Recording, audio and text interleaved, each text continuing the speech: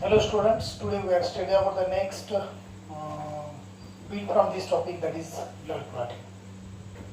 What is meant by blood clotting? Blood clotting is the process in which what happens whenever injury takes place to the blood vessels, that will get automatically stops, means that is there is a blood clotting takes place. Whenever injury takes place to the blood vessels, at that time blood will oozes outside of the blood vessels. There is a bleeding time is near about 1 to 3 minutes. Bleeding time means blood will oozes outside of the blood capillaries through the wound, that is called as bleeding, and then bleeding time is near about 1 to 3 minutes, and clotting time means within 2 to 8 minutes that blood get clot, means automatically blood will stop from wounds, that is the blood clotting. Blood flows from the cut, that is our wound, but after some times it stops automatically. It is called as blood clotting. Do you know about there is two types of clots are there? One is thrombus clot, or second one is the embolus clot. Thrombus clots means clot takes place at one place, that is immovable clot, means that is takes place, there is a static clot, means it is present at one place, that is not moved from one place to another place, that is called as thrombus clot, and which grow bigger and blocks the blood vessels. If such type of thrombus clots takes place in coronary artery, do you know what a coronary artery?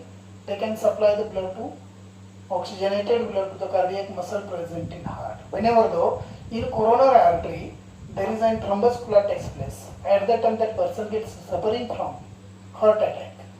Whenever though clot takes place in the cephalic artery is an artery, they can supply the blood to brain, at that time that person gets suffering from paralysis also. That is the cephalic clot. Means that is the static clot, means that is not movable, that is present at one place, that is the thrombus clot. Second type of clot is there, that is the embolus clot, means that is movable clot. They can move from one place to another place along with blood, means that is the moving clot which flow with blood, and more harmful. Means why this becomes more harmful? Because whenever it moves from one place to another place, they can block any type of blood vessels present in body and causes injury to means. That's why there is a that clot becomes more harmful. Okay. Now these are the two types of clots. One is the moving clot, that is more harmful. Second one is the thrombus clot, that is a static clot, that is less harmful. These are the two types of clots present in human body. Now next one is there is a mechanism of blood clotting process. How blood clotting process takes place in the human body. That is also known as enzyme cascade theory. This theory proposed by the scientist McFarlane and co-workers. According to this theory, what happens? There are three steps involved in the blood clotting process. The first of all, the first steps from the blood clotting process, that is the releasing of thromboplastin. Before that, you know already studied about there is a four types of proteins present in blood. One is albumin protein, second one is globulin protein, third one is fibrinogen, and fourth one is prothrombin. Fibrinogen and prothrombin, these two proteins are concerned with blood clotting process. Remember that one of the most important protein present in plasma that are concerned with blood clotting process. Already we have studied about these proteins from plasma. Okay. Here now, first of all, first step in the blood clotting process according to enzyme cascade theory, that is the number one is the releasing of thromboplastin. Thromboplastin is a chemical component, means proteins which is present in the cytoplasm of the thrombocyte cells or blood platelets that get released during blood clotting process. How that get released? Whenever the injury takes place, injured tissues, they can release the exothromboplastin. Injured tissues releases exothromboplastin, and second one is in blood there is blood platelets are there. They can releases the endothromboplatin. Exo means outer, endo means inner. Exo means injured tissue can releases the exothromboplatin, Endo means within blood vessels there is a blood platelets are there. They can release the endothromboplastin. These two chemicals substances react with plasma protein. Plasma protein means protein present in plasma. This exothromboplastin and endothromboplastin both can react with the plasma protein, and there is a formation of prothrombinase, or this is also called as thrombokinase enzymes. This reaction takes place in the blood in the presence of calcium. Exothromboplastin and endothromboplastin reacts with plasma protein in the presence of calcium, and there is a production of prothrombinase enzyme, or this enzyme is also called as thrombokinase enzyme. Okay, this one is the first step in blood clotting process. In second step, what happens? Conversion of prothrombin into thrombin.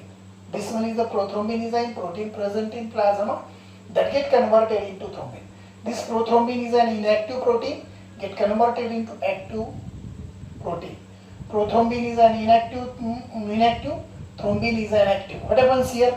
This prothrombin protein get converted into thrombin in the presence of prothrombinase enzyme, or calcium is essential. Each and every step takes place during the blood clotting process. There is a calcium is essential. That is most important factor for blood clotting process. Here, inactive prothrombin get converted into active thrombin in the presence of prothrombinase, and this prothrombinase is from injured tissues. They can react with plasma protein and converted into prothrombinase enzyme or thrombokinase. Prothrombinase is also named as thrombokinase. This prothrombinase enzyme is useful for inactive prothrombin get converted into active thrombin in the presence of prothrombinase enzyme or calcium. What happens? This one is the second stage. In this step, what happens? There is an inactive prothrombin get converted into active thrombin. Now this active thrombin is useful for, in third stage, what happens? There is a conversion of fibrinogen into fibrin.